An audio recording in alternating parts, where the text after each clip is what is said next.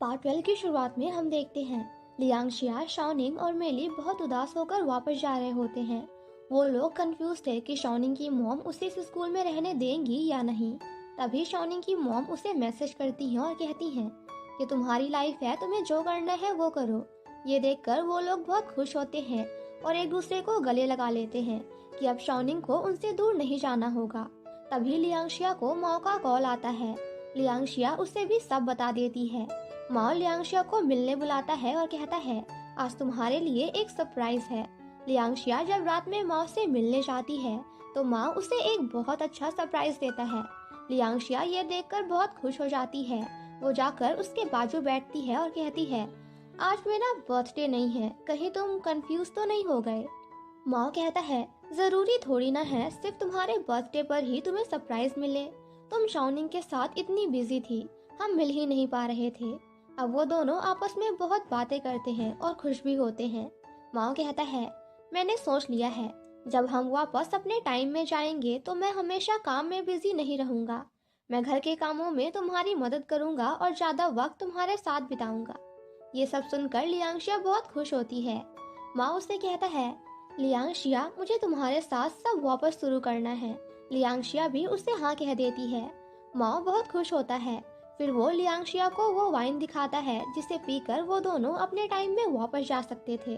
मगर खुश होने के बजाय लियांगशिया वाइन देखकर दुखी हो जाती है। माओ कहता है कुछ दिनों बाद तुम्हारा बर्थडे है, हम तभी सभी से अच्छे से मिल लेंगे और फिर सभी को गुड बाय कहकर अपने टाइम में चले जाएंगे। लियांगशिया अचानक माओ से कहती है मगर तुमने मुझसे पूछा भी नहीं, मुझे वापस जाना भी है या नहीं। माओ कहता है हमें वापस जाना होगा, हम 28 साल के हैं, वो हमारी असली जिंदगी है। लियांगशिया कहती है मगर ये जिंदगी ज्यादा अच्छी है, यहाँ मैं ज्यादा खुश हूँ। माँ उसे समझाता है मगर लियांगशिया उसकी बात नहीं मानती।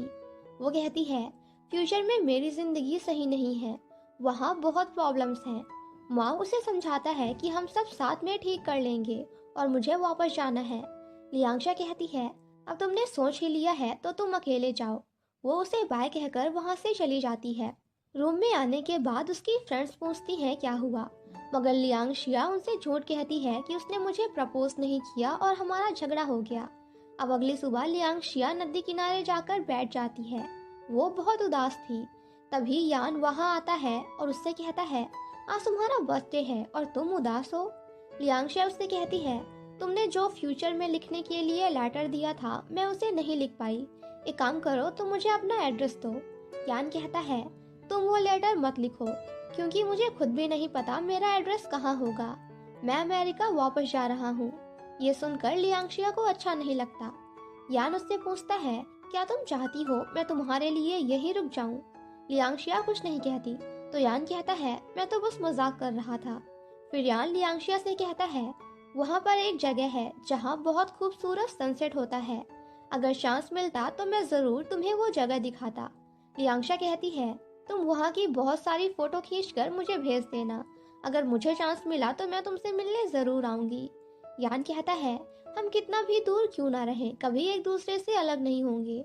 यान उससे पूछता है तुम्हारे और माओ के बीच कुछ हुआ है क्या, कल वो बहुत उदास था, तुम दोनों खुश भी एक दूसरे से होते हो और दुखी भी, तुम दोनों साथ क्यों नहीं रहते।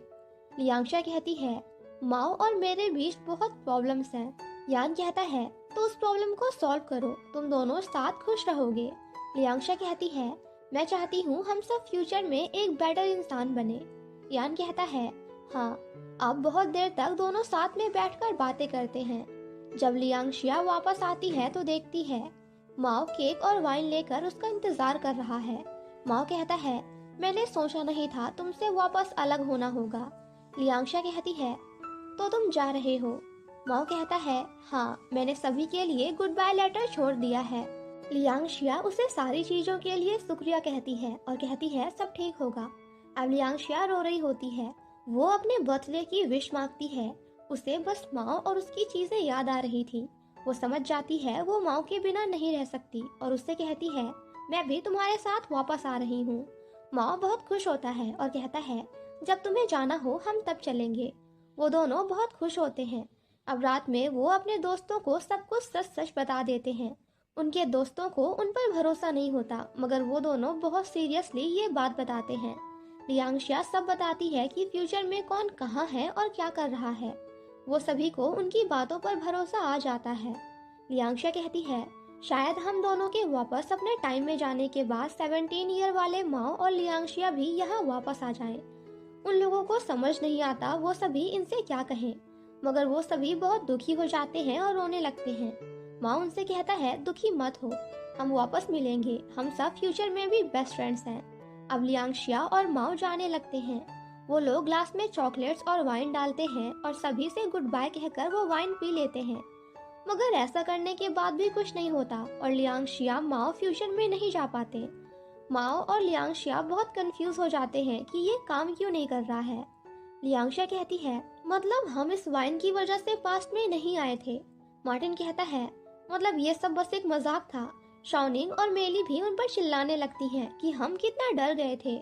उन सभी को लगता है कि ये बस एक मजाक था और वो लोग वहाँ से चले जाते हैं। कुछ देर बाद माओ और मार्टिन अपने रूम में आते हैं। मार्टिन कहता है, तुमने वो सब झूठ कहा था, मगर वो सब सुन के मुझे थोड़ी अजीब सी फीलिंग आ रही थी। तुम बहुत बहादुर हो।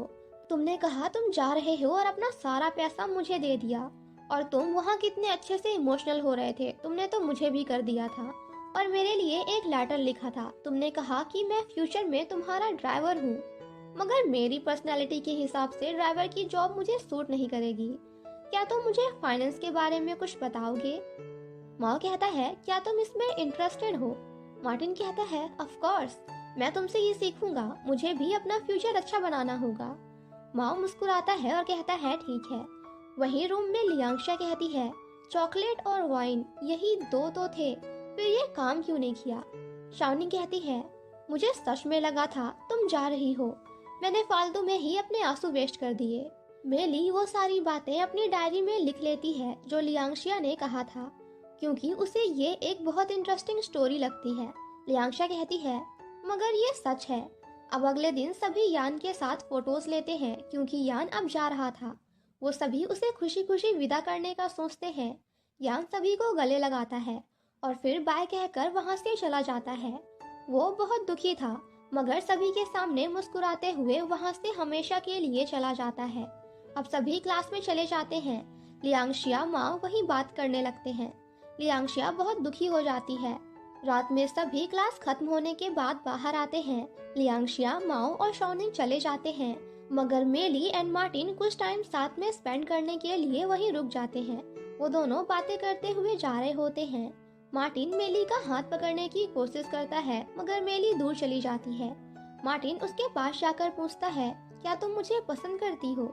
वो दोनों पास आकर बातें कर ही रहे होते हैं, तभी मैम उन्हें देख लेती हैं। वो उन दोनों के पास आती हैं। तभी मेली मार्टिन से कहती है, हाँ मैं भी तुम्हें पसंद करती हूँ। मैम ये सब सुन लेती हैं। वो उन दोनों को ही देख रही थी। मार्टिन और मेली जैसे ही टीचर को देखते हैं तो काफी डर जाते हैं। और इसी के साथ हमारा ये पार्ट यहीं पे खत्म हो जाता है। गाइस, इस ड्रामा का एक आखिरी पार्ट और बचा है, सो स्टे ट्यून, जो मैं कल अपलोड कर दूंगी। Thank you so much watching my explanation. Stay safe and healthy. Bye bye.